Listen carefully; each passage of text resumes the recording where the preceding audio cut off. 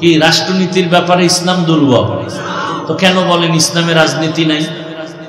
আবার বলে ধর্মের সাথে রাজনীতিকে টানবেন না। আমগো ধর্মই তো রাজনীতি। ফুল দিয়েন, ঘেরান টানবেন না ফুলের সাথে। মানে ঘেরান তো ফুল থেকে আলাদা করার জিনিস না, আর আলাদা যদি হয়ে যায় ফুল আর ফুল থাকে না। ধর্ম তো রাজনীতি, রাষ্ট্রনীতি নিয়েই আমাদের ধর্ম, অর্থনীতি নিয়েই আমাদের ইসলাম, সমাজনীতি নিয়ে আমাদের ইসলাম। ইসলাম তো সমাজনীতির বাইরে না, আমার ইসলাম তো রাজনীতির বাহিরে কিছু না, আমার ইসলাম তো অর্থনীতির বাহিরে কিছু না, সবকিছুর সমান না ইসলাম। ওভার 100 সত্য কথা যদি এখন আলেম আজকে রাত্রে ঘোষণা হবে, কালকে সব শীর্ষ আলেমরা এক ময়দানে আসবে, পরশুদিন থেকে দেশ চালাবে ওলামায়ে কেরাম। এটাকে আলাদা করবেন কিভাবে? আগুন পানি আলাদা করা যায়, চিনি পানি আলাদা করবেন কিভাবে? কি ধর্মের সাথে রাজনীতি, রাজনীতির সাথে ধর্মকে টানবেন না। চরম এক মূর্খতার পরিচয়। সুলাইমান পয়গম্বর গোটা দুনিয়া চালান নাই, সত্য কথা স্বীকার করেন। ইউসুফ নবী মিশরের অর্থমন্ত্রী ছিলেন না? বাদশাহ জুলকারনাইন গোটা দুনিয়া পরিচালনা করেননি? আমার রসুল মদিনার রাষ্ট্র চালান নাই? আবু বকর, ওমর, ওসমান, আলী রাষ্ট্র পরিচালনা করেন নাই? এগুলো ইসলামের বাইরে। কি বুঝাতে চান?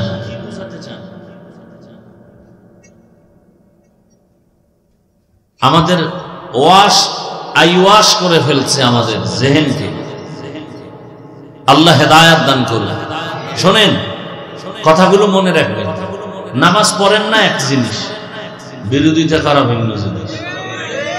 নামাজ না পড়লে আপনার সাথে ঝগড়া নেই, বিরোধিতা করলে কোনো ছাড় নাই, সুযোগ পেলেই জুতার বাড়ি। ব্যবধানটা বুঝছেন তো? আপনি দাড়ি রাখেন না, কোনো ঝগড়া নাই, বিরোধিতা করলে ছাড় নাই। আপনি পর্দা করেন না, কোনো ঝগড়া নেই, আপনাকে বুঝাবো, আলিঙ্গন করবো, সালাম দিব। বিরোধিতা করলে বিন্দু কোনো ছাড় দেওয়া যাবে না। আপনি ইসলামের রাজনীতি করেন না, কোনো তর্ক বিতর্ক কিচ্ছু নাই, আপনাকে সালাম আমি দিব। কিন্তু ইসলামের রাজনীতির বিরুদ্ধে কথা বললে আর ছাড় দেওয়া যাবে না। কথাটা ক্লিয়ার বুঝাইতে পারছি?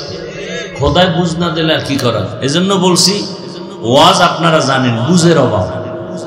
বুঝ ঠিক হয়ে গেলে সে একজন জেনারেল লাইনের মানুষ বলবে, না আমি নামাজ ছাড়তে পারি না, রোজা ছাড়তে পারি না, দাড়ি কাটতে পারি না। সমস্যা কি? সে মাদ্রাসায় পড়ছে, তো সে দাড়ি রাখছে কেন? তার বুঝ ঠিক হয়ে গেছে। আর আমি হুজুরের যদি বুঝ ঠিক না হয়, মহিলার পাশে বয়ে বলবো যে আমরা ইফতারি করি, তাই এটা সমস্যা নেই, দিল ঠিক সব ঠিক। বুঝের অভাব, এই বুঝ ঠিক করা দরকার। এজন্য রাসূল বলেন, মাইয়ুরিদিল্লাহু বিহি খাইরান ইউফাক্কিহু ফিদ্দীন। আল্লাহ যাকে বেশি মহব্বত করেন তাকে তাফাক্কুহ ফিদ্দীনের মাকাম দান করেন। তাফাক্কুহ ফিদ্দীন আর একটা হলো তাআল্লুম ফিদ্দীন, দিন সম্পর্কে জানা, আর একটা হলো দিন সম্পর্কে মানা। যে যাকে চিনে না সে তাকে মানে না, যে যাকে চিনে সে তাকে মানার মতো মানে। আপনাকে কোনো বিধর্মী যদি জিজ্ঞাসা করে, এই ভাই তোমাদের ইসলামটা কেমন, আপনি কি বলবেন? খুব খারাপ। কি বলবেন? ভালো। বলবে কেমন ভালো? তোমাদের ইসলামে কি সব বিষয়ের সমাধান আছে? আপনি বলবেন হ্যাঁ আছে ঠিক, তবে রাষ্ট্রের ব্যাপারে একটু দুর্বলতা আছে। তো কেন বলেন রাজনীতি নাই? এতটুকু বলবেন ইসলামে দুর্নীতি নেই, পেটনীতি নাই।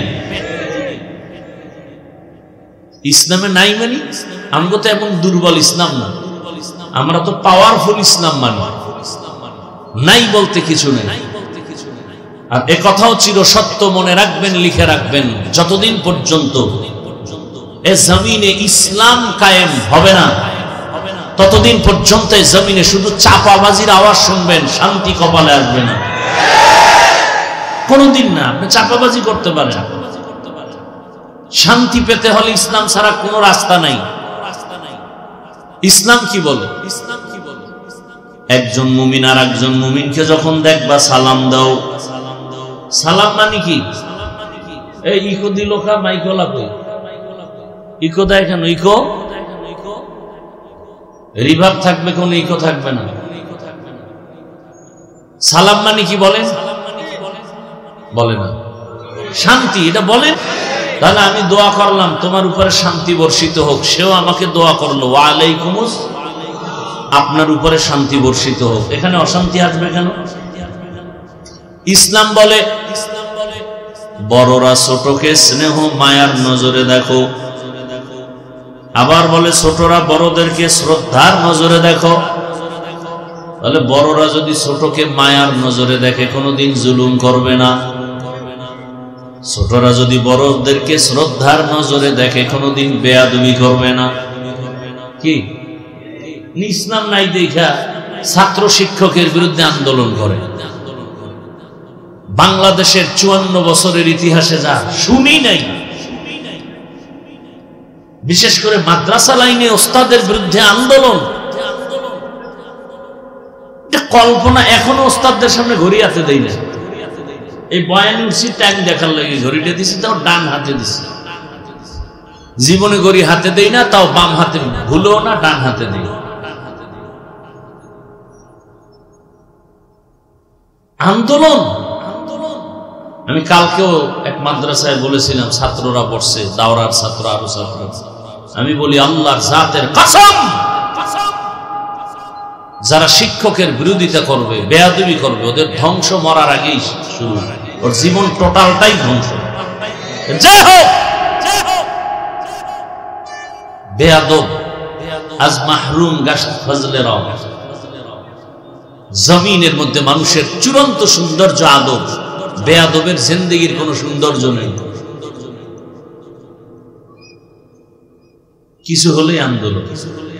কেন? আল্লাহ শেষ, আল্লাহ নাই। হ্যাঁ, আল্লাহ নাই তো আল্লাহর উপরে ছেড়ে দাও। তাকায় তাকায় দেখো আমার আল্লাহ কি পারে, ছেড়ে দাও। আসমানের ফয়সালা তো কঠিন, ছেড়ে দাও। তুমি আমি ফেসবুকে লেখলে কি হবে? ক্ষতি আমার হবে, হুজুরের কি হবে? আল্লাহর উপরে ছেড়ে দাও, দেখতে থাকো আল্লাহ কি করে। সীমা লঙ্ঘন করলে জুলুমের বিচারটা জাগার শুরু হয়ে যায়, মরার আগেই শুরু হবে। তো রসুলের হাদিস।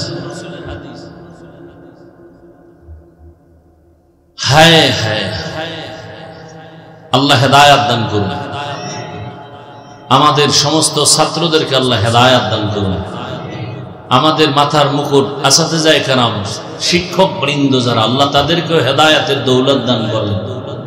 প্রতিটি শিক্ষা প্রতিষ্ঠান রসুলের আদর্শের উপরে কায়েম ও দায়েম রাখেন। আমিনও বলেন। এত ভিআইপি হইলেন, সব উল্টা পাল্টা হয়ে গেছে। ইসলাম বলে কর্মচারী কাজ করে ঘাম ঝরার আগে বেতন দাও, আর আমরা ইসলাম ছাড়া দেখি কি খালি আন্দোলন চলে, বেতন নাই। গার্মেন্টস ভাঙো, অফিস ভাঙো, এরপরে পুলিশের বেতের বাড়ি লাগাও, এই দেখতে দেখতে সোনার বাংলা এমন এক চানকভাল্য দেশ, এটা নাই বলতে কিছু নেই। বাবা তার আপন মেয়েকে হোটেলের মধ্যে নিয়ে বলে আজকে রাতের জন্য তুই স্ত্রী। নাউজুবিল্লাহ আসে না? আমাদের সোনার বাংলার খবর। কে বলবে এই কথা? বলার মানুষ নাই, শোনার মানুষ নাই, বিরোধিতা করার মানুষের অভাব নেই। আল্লাহ আমাকে হেদায়াত দান করুন, আল্লাহ আপনাদেরকেও হেদায়াত দান করুন।